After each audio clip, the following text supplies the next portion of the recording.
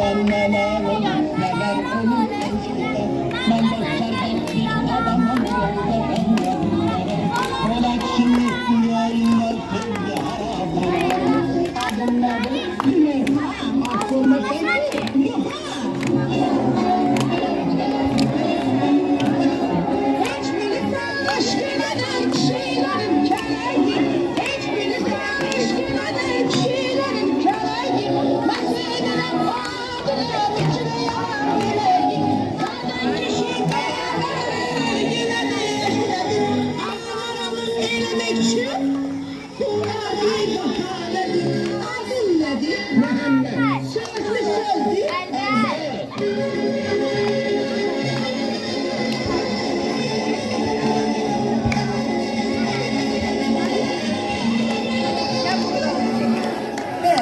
Ben bilirim senin kimi yoldaş tapak çekindi.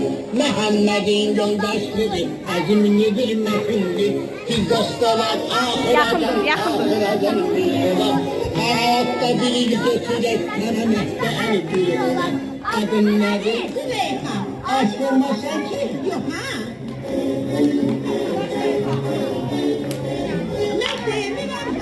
Başı bir kamera yapan kişimi, nasıl bilen her başı kamera yapan kişimi, adam gereği namusuna başa vere işini, aleyhini vermezse budur sanla benim başladım, senin kimini üzüyor, ben dünyada görmedim, adın nedir? Muhammed.